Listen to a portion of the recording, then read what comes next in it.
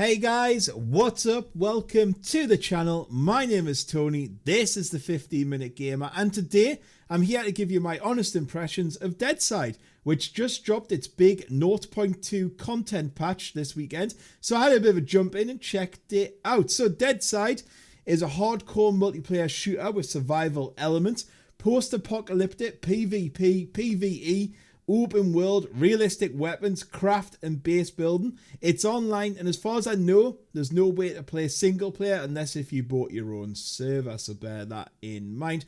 But before we check some of the update notes and chat about the game, don't forget to subscribe, tap that notification bell so you never miss a video, smash that like button and comment below to get the conversation started. Right, with that being said, let's crack straight on with it. So this update brought with it overhauled graphics and lighting, improved and expanded the map by adding new locations and redesigning already familiar ones, worked to enhance performance and improve optimization. So this improved animations of characters, behavior of weapons, and also changes to recoil and improvements to the first and third person views.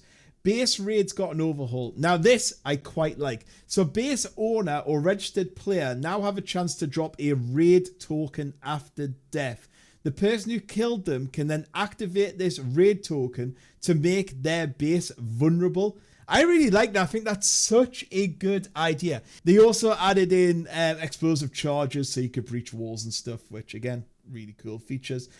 Players can be registered to bases, so apparently previously you couldn't do this, so someone could help you make a base and then they had like no say in it and they couldn't respawn there or whatever. There is also new game activity, so something called the Convoy, which is a high risk thing where basically there's loads of advanced bots or special forces. They have a case and you have to go and intercept it and capture it. Once that is done, you have to take it to a trader who can then open it for you. They've also made improvements to the existing bots of different types. They've added new patrols, encounters, and missions all over the map as well. They have also added more complex enhancement for tactical features, new modifications for weapons, so silencers, muzzle brakes, extended mags, and new scopes, new equipment, and new types of weapons like radio-controlled tripwires. There's also a massive map extension, as mentioned before. One of the biggest features a lot of people wanted was admin control, so more like they could take over gameplay activities like missions and airdrops and change the bot settings, which they can all do now. So a lot of the complaints people have had when I've been reading up on this and watching videos from 0.1 seem to have been addressed in this one. So now you know all about the game and what this update is bringing to the table. Let's talk about how this translates in the game and, well, is it any good? Obviously, I will not be too overly critical with any negatives due to the fact it's still in very early stages of development, and I'm not really going to talk about bugs and glitches for the same reason.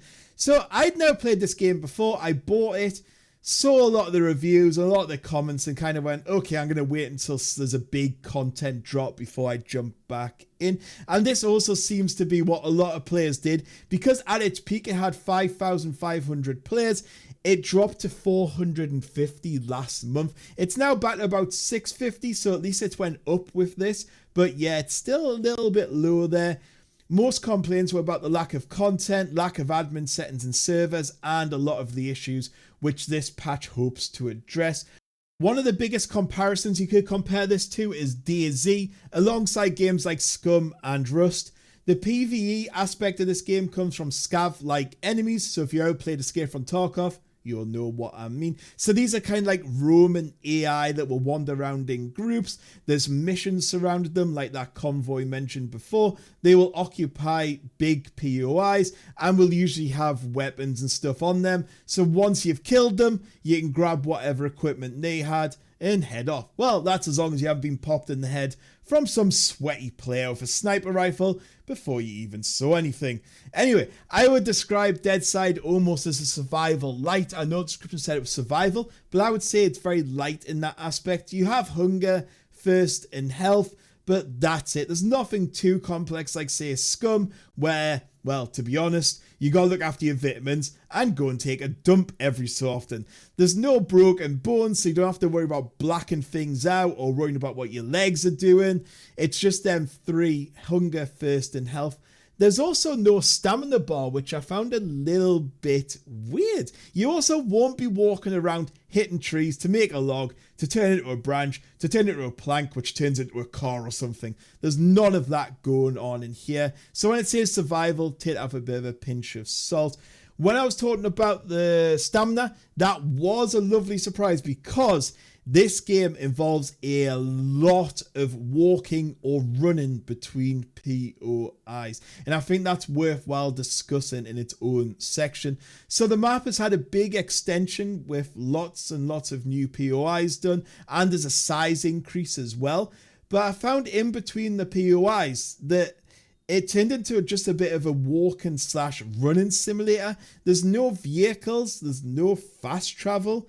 There's also kind of nothing to do in between these POIs, because there's nothing to collect, nothing to hit.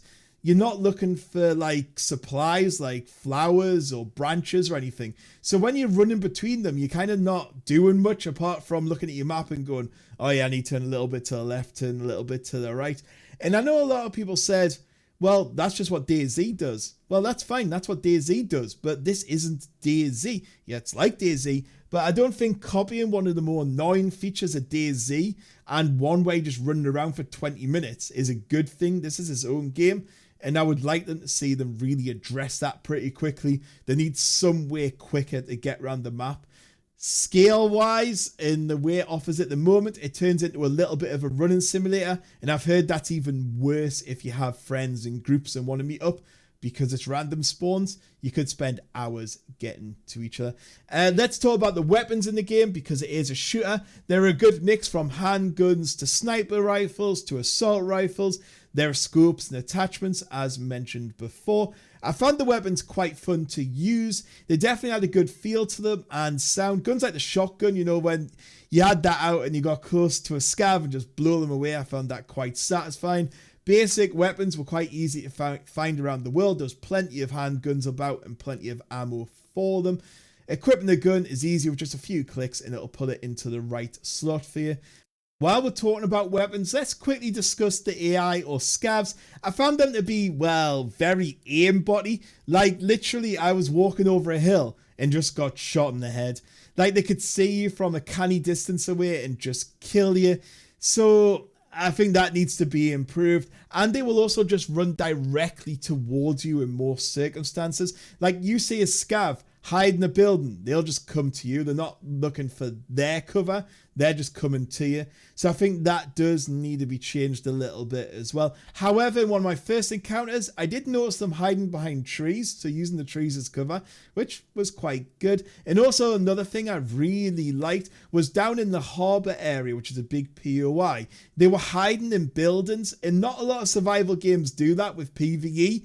They're usually just outside and surrounding, and buildings are quite safe. So it was nice to see that they were actually in the building. So when you open the door to go in the warehouse, there could be a scav there. And I like that, because you had to be a bit more tactical about it. However, I didn't see this anywhere else on the map. So I don't know if maybe the scavs have been killed or whatever. But yeah, they just weren't there. They will drop loot for you. However, this is normally just a mix of clothes, maybe a hat or helmet, and a basic weapon, sniper rifles, shotguns, pistols, that sort of thing. I think the loot here could be improved a little bit. However, overall, I didn't think they were too hard to deal with, and they were definitely a nice PvE aspect. At least it wasn't like mechs like Scum, which I can't stand dealing with. While on the subject of loot is scattered around in buildings and structures. On the whole, I found it to be quite plentiful. There was always something to find usually, but I found finding a bag was quite tough. So even though there was a lot of loot, there was nowhere to put it, which I think was a bit of a shame. There was plenty of food and drink, which was good to keep those bars happy. Ammo wasn't too hard to come by for certain weapons, especially pistols. Like, I found loads of pistol ammo. However, my little Uzi type thing just ran out of ammo and I couldn't find any more. clothes have slots in them. So say the hunter jacket has 4 slots. So it means that you can have more space. If you find a good jacket, it'll tell you how many infantry slots it has in, and then you can do that. You can also hotbar certain items, so say meds or food. However, none of the items in it have descriptions or information about what they do, how they work, or a little bit of background, or that little bit of lore that gets built up usually in these sort of games. So I think that all needs to be added as well. To keep you occupied in the game, there is missions, I guess, kind of in inverted commas. So I mentioned before that mission called the Convoy, which is new. There's encounters and missions, so you'll just be kind of walking around and it'll go, right, there's an easy one here, a medium one there, and you can look on the map and see a little marker of where to go. However, again, I feel this needs to be improved. Maybe like, okay, here's an easy mission, and click on the mission to maybe accept it. Add some lore in the game, a bit like Stalker, I would like to see. Why I'm doing it, the context there.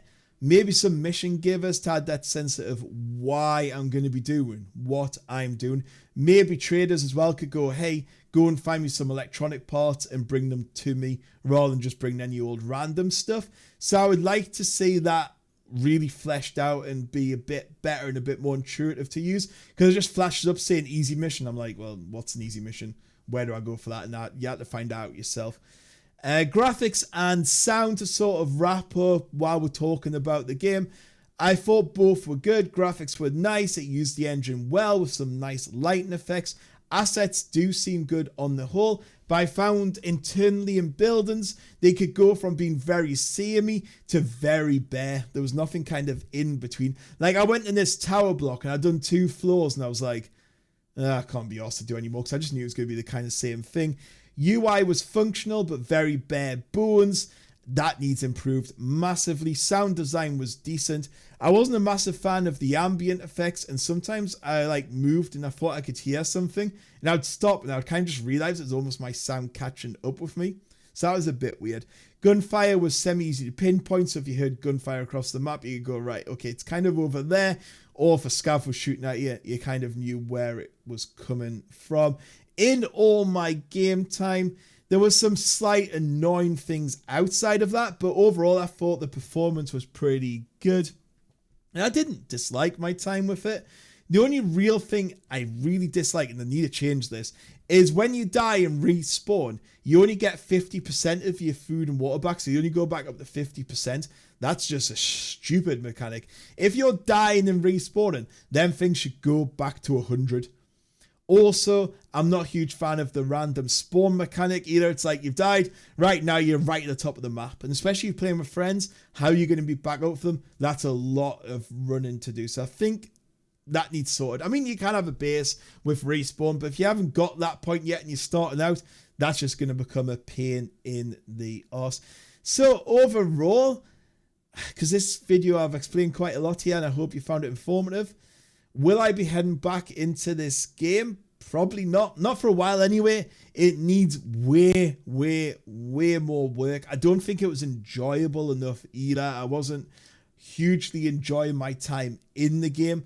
The content there is just not going to tempt me away from playing Scum or Rust. And if I'm going to put my time into something, I would rather it was one of them over this.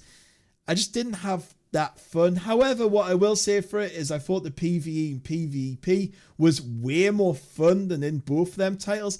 This, obviously with its weapons, is probably a lot fairer, so I did enjoy the combat a lot more, and I will revisit in the future. I just hope it's not another year before the big update.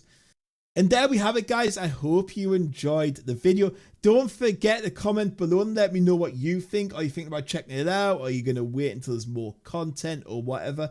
But yeah, I hope you enjoyed it. I'll catch you on the next one. Goodbye.